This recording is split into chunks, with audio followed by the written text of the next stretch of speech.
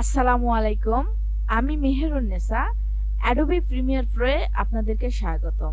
আমি আজকে আপনাদের দেখাবো কিভাবে অ্যাডোবি প্রিমিয়ার প্রোয়ে ভিডিও এডিট করা যায়। প্রথমে আমরা অ্যাডোবি প্রিমিয়ার প্রো ওপেন করে নিব। তারপর আমাদের স্ক্রিনে এইভাবে একটা পেজ আসবে। তখন আমরা এখান থেকে নিউ প্রজেক্টটা সিলেক্ট করে নিব। দেন তারপর এখানে ক্রিয়েট লেখা আসবে, এখানে সিলেক্ট করে নিব। তারপর রিপ্লেস দিব এবং নতুন একটি প্যানেল চলে আসবে। এখন আমরা এখানে দেখেন লেখা আছে ইম্পোর্ট মিডিয়া টু স্টার্ট। এখানে আমরা নতুন মিডিয়া মানে আমরা এখানে প্রজেক্ট নিয়ে আসতে পারবো। এখানে যদি আমরা ডবল ক্লিক করি তাহলে দেখেন আমাদের অনেক প্রজেক্ট চলে আসবে। আমরা এখানে যে ভিডিওটি নিয়ে কাজ করব সেই ভিডিওটি নিতে পারি। যেমন আমি এই ভিডিওটি সিলেক্ট করে নিলাম, ডবল ক্লিক দেওয়ার সঙ্গে সঙ্গে এটি চলে আসলো। আবার এটি অন্যভাবেও নেওয়া যায়। যেমন এখানে ফাইলে গিয়ে এখানে যে ইম্পোর্ট লেখা আছে এই ইম্পোর্টে ক্লিক করলেও প্রজেক্টটি একইভাবে চলে আসে। তো আমরা যেহেতু প্রজেক্টে নিয়ে ফেলেছি, তো এই প্রজেক্টটা এখন আমরা এটা দিয়ে ভিডিও এডিট করব। এখন কিভাবে করব?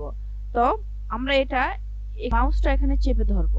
চেপে ধরার পরে এই যে দেখতে পেয়েছেন মোট হয়ে গিয়েছে। তো আমরা এখন এই ভিডিওটা নিয়ে কাজ করব। আর এই কাজ করার জন্য এটি ড্র্যাগ করে নিয়ে এসে এই টাইম লাইন দেখতে পাচ্ছেন, এই যে টাইম লাইন এখানে ছেড়ে দিব।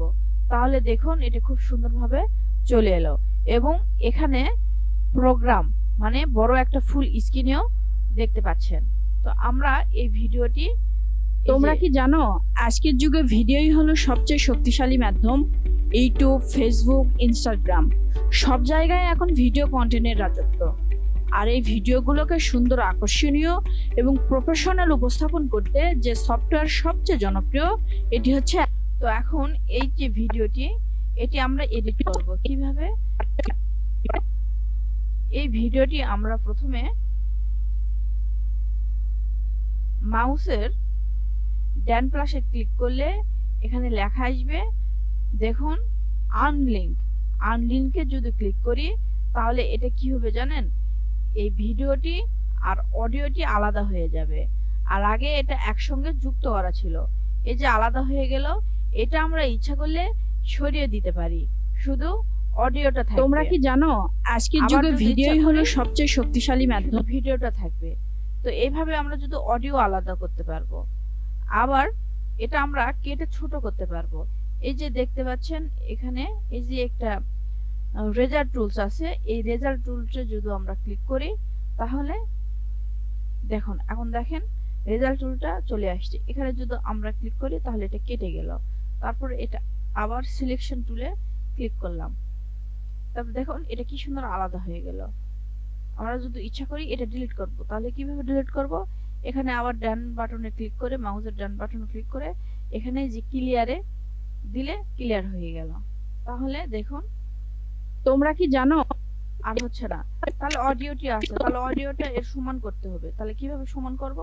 তাহলে এই যে এটা এইভাবে রেখে আবার ব্লেডে গেলাম, রেজাল্ট টুলসে গেলাম, যার পরে আবার এই বরাবর আবার কাটলাম, তারপর আবার সিলেকশন দিলাম, তারপর এটা এই যে ভাগ হয়ে গেল।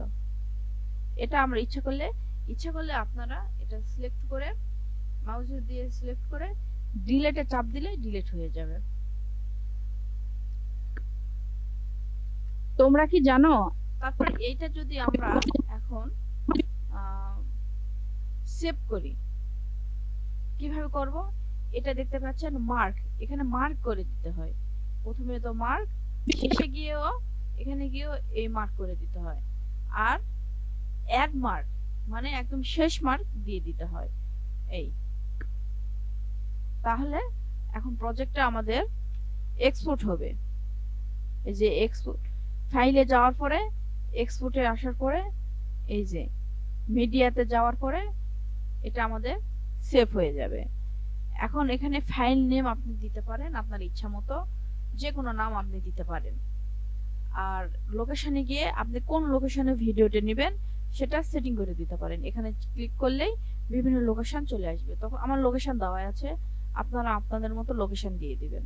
তারপর গিয়ে এখানে এক্সপোর্ট আছে, এই এক্সপোর্টে ক্লিক করলেই ভিডিওটি দেখেন এনকোডিং প্রো চলে আসছে, এক্সপোর্ট হচ্ছে।